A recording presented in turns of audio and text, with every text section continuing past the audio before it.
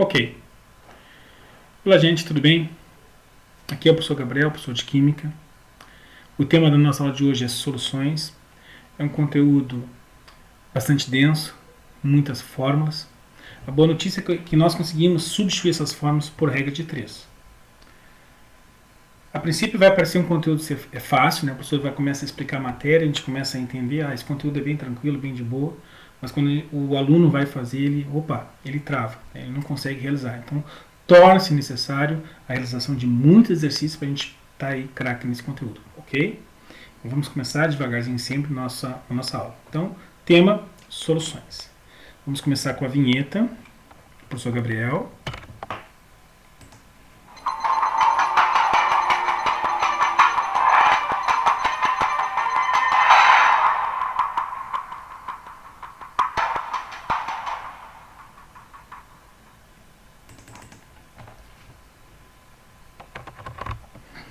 Ok. Solução. O que é uma solução? Solução sempre vai ser uma mistura homogênea de duas ou mais substâncias. Água e óleo é uma solução? Não. Água e óleo é uma mistura heterogênea. Nós conseguimos identificar a água, nós conseguimos identificar o óleo, então nós temos uma mistura heterogênea. E se é uma mistura heterogênea, não é solução.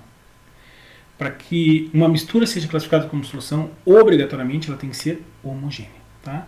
O exemplo que eu coloco à disposição de vocês aqui na imagem é a figura de uma água mineral. Tá? Então o que a gente pode destacar? Ora, nós temos a água, e repare que nós só enxergamos a água, mas aqui está vários sais minerais que nós não conseguimos enxergar. Então essa é uma mistura homogênea. Então não esqueça, isso é importante, vem em muitos exercícios. Nós temos que saber, a solução sempre vai ser uma mistura homogênea. Além disso, duas palavras são extremamente importantes, principalmente na parte dos cálculos. A palavra soluto e a palavra solvente. Né? Em termos de fórmulas, 1 vai ser sempre soluto e 2, tá? Essa é a convenção, 2 vai ser o solvente. Agora, como é que nós vamos identificar quem é o soluto e quem é o solvente na solução? Bom, a dica é, sempre aquele que tem maior quantidade é o solvente. Né? O que é o solvente? É aquele que vai dissolver. Exemplo, a água. A água, geralmente todo mundo sabe, a água é solvente universal, porque é a água que tem a capacidade de dissolver o outro. Tá? Mas a gente tem que, nem sempre, na vida nem sempre a gente pode afirmar alguma coisa. Né? Então vamos colocar como exemplo o álcool 70%. O que é um álcool 70%? 70% é álcool e 30% é água. Então nessa solução, o que nós temos? Que o álcool está em maior quantidade. Se ele está em maior quantidade, é ele que vai ser o quê? O solvente. Tá? Então, em termos de exercício, na hora de decidir quem é o soluto e quem é o solvente, lembre-se, o soluto é aquele que tem menor quantidade, ou o solvente é aquele que tem maior quantidade. Você que escolhe qual a definição que você prefere. Tudo bem? O soluto é denominado disperso e o solvente é o dispersante, é ele que vai dispersar o soluto. Ok? Dando sequência, vamos seguir em frente. Bom, agora entramos na parte de polaridade. Existe uma frase muito famosa, é que semelhante dissolve semelhante. O que significa isso? Polar dissolve polar e apolar dissolve apolar. O contrário não ocorre. Ok? Mas vamos lá. Polar dissolve polar e apolar dissolve apolar. O exemplo que eu trouxe para vocês é aqui. Nós temos o iodo e o tetacloreto de carbono. Tá? Essas duas substâncias são apolares. Isso significa que uma substância se mistura com a outra. Tá? Uma substância se dissolve na outra. Por quê? Porque existe a mesma polaridade. O segundo exemplo que eu trago para vocês são duas substâncias polares. Tá? São duas substâncias polares. A água sempre, pode guardar isso no coração, a água sempre será polar. Tá? E o nosso sal de cozinha também é uma substância polar. Ela é formada por cátions e ânions. Né? Então, ou seja, a mistura da água com o sal, nós temos aí uma solução polar. Então, ou seja, polar dissolve polar, apolar dissolve apolar, semelhante dissolve semelhante. Então, esse conhecimento de polaridade é extremamente importante na parte aí do conteúdo de soluções. Por quê? Porque existem soluções eletrolíticas e soluções não eletrolíticas, né? Que não são eletrolíticas, soluções que não conduzem a corrente elétrica. Né? Então, soluções eletrolíticas são soluções que conduzem a corrente elétrica? Sim, são soluções que conduzem a corrente elétrica. E como é que nós vamos reconhecer quais soluções conduzem a corrente elétrica e qual solução não conduz a corrente elétrica? chave é ácidos, bases e sais. Tá? O ácido em água, as bases em água, os sais em água conduzem a corrente elétrica. Agora destaque. Ácido sulfúrico, só o ácido sulfúrico puro, ele conduz a corrente elétrica? Não, ele não conduz a corrente elétrica, porque é uma substância molecular. Agora, a gente pegar o ácido sulfúrico e colocar em água, vai sofrer um processo de ionização, vai formar íons, tá? Cátions e ânions, que vai fazer com que ocorra o quê? A condução da corrente elétrica. Vamos ver isso em lâmina. Vai ficar mais fácil aí na próxima imagem. Olha só, então nós temos aqui em cima nós temos o ácido, tá? HCl, ácido clorídrico. Vamos lembrar do primeiro ano, se tem a letra H na frente, essa substância é um ácido. Então temos o ácido clorídrico. E ao colocar ele nela, ou seja, o ácido na água, tá? Ocorre um processo de ionização, ou seja, ocorre a formação de cátions e ânions. Né? Essa é uma parte do conteúdo do primeiro ano que vocês tinham muita dificuldade. Eu acredito que alguns de vocês ainda têm. Né? É extremamente fácil. A gente faz muito exercício, mas parece que vocês não querem aprender, porque isso é muito difícil. E não é. Tá? Nós temos que saber que um é positivo e o outro é negativo e praticamente separar essas crianças.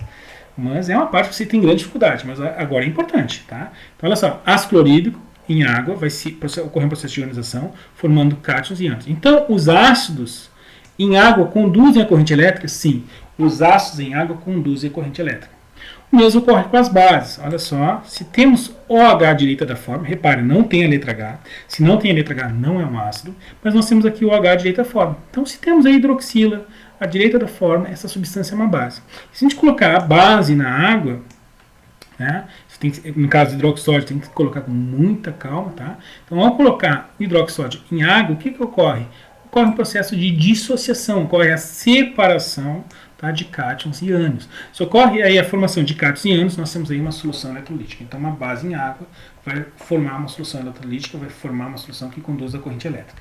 E, por fim, aí nós temos o nosso sal de cozinha. Como é que nós identificamos que o cloreto de sódio é um sal? Repare, não tem a letra H na frente, então não é ácido. Não tem OH à direita, então não é base. Então, o que sobrou para nós? Sal. E quando a gente coloca esse sal na água, o que acontece? De novo, a formação de cátions e ânions. Se ocorrer a formação de cátions e ânions, nós temos aí uma formação de uma solução eletrolítica, uma solução que conduz a corrente elétrica. Então não esquece, ácidos e bases e sais em solução conduzem a corrente elétrica. Ok?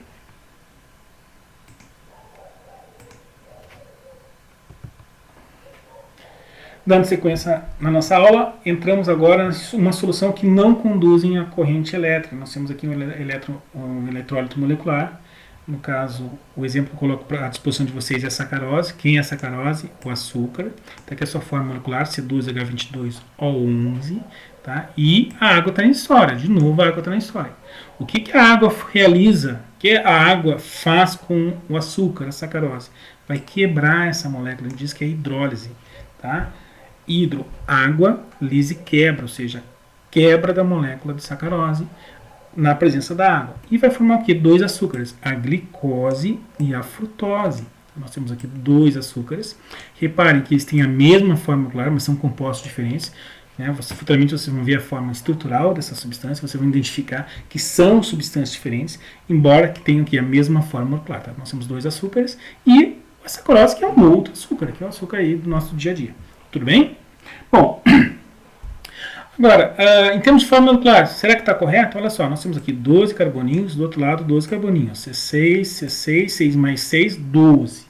Hidrogênio, 22, com mais 2, 24, 12 aqui, 12 aqui. Ok, 11 mais 1, 12. Do outro lado nós temos 6 mais 6, pronto. Tá tudo certinho, tudo lindo, maravilhoso. Agora, repare que nessa quebra, nessa hidrólise, ocorreu a formação de cátions e ânions? Não. Não ocorreu a forma de cátions e ânions. Então, se não ocorreu a formação de cátions e ânions, nós temos uma solução que não conduz à corrente elétrica. Então, água, açúcar na água conduz à corrente elétrica? Não. Sal na água conduz à corrente elétrica? Sim. Tá? Porque sal na água forma íons e açúcar na água não forma íons. Tá? Espero que tenha sido aí bem tranquilo, bem de boa e entender essa partezinha da matéria. Pessoal, em relação à explicação, em relação ao entendimento, não se preocupe, tá? Que vocês poderão tirar a qualquer momento dúvida por e-mail, tá? Professor Gabriel, O meu e-mail é gabrielquimica@yahoo.com.br. Envie um e-mail para o professor, né? Qualquer dúvida que vocês tenham, eu vou responder por e-mail. Mas não se preocupe que quando a gente retornar para a sala de aula, tá? Isso vai ser recapitulado, isso vai ser revisado, claro, de uma forma um pouco mais rápida, porque o conteúdo está avançando. Né? Nós vamos tirar todas as dúvidas de vocês, vocês não vão ficar com dúvida, tá? Só é importante vocês prestarem atenção e querer aprender. O mais importante é querer aprender, né? E vai dar tudo certo, a gente vai tirar esse ano aí difícil de letra.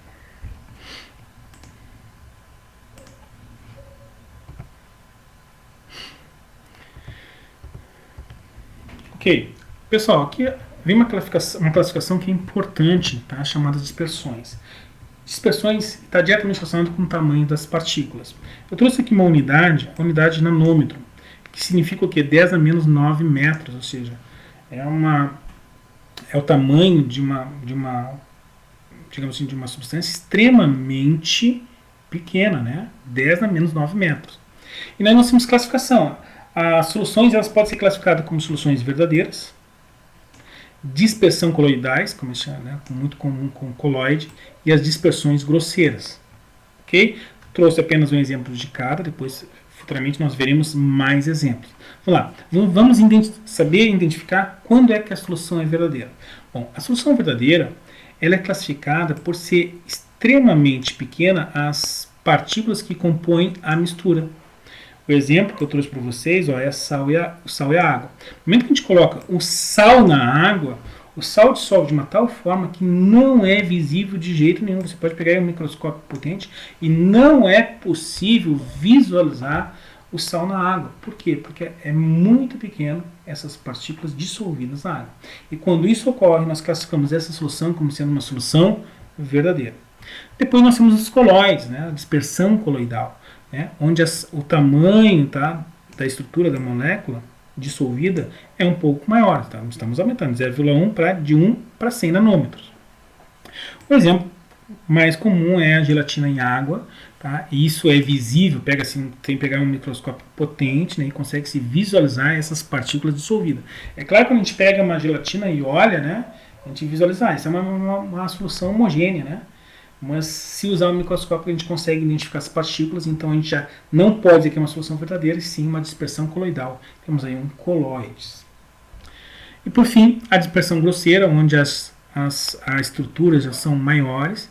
O exemplo é areia em água, a gente pegar um copo com areia, copo com água, e essa água estiver suja, a gente consegue, né, prestar um pouquinho de atenção, a gente vai ver as partículas em suspensão, a gente consegue identificar as partículas, tá? Então é visível olho nu. Essas são a classificação de 3 tipos de soluções. Então nós temos a solução verdadeira, a dispersão coloidal e a dispersão grosseira, tá? Então tá, vamos lá, vamos seguir em frente, tudo bem tranquilo, bem de boa, tá? Depois futuramente veremos mais exemplos de cada um desses tipos de classificação de soluções.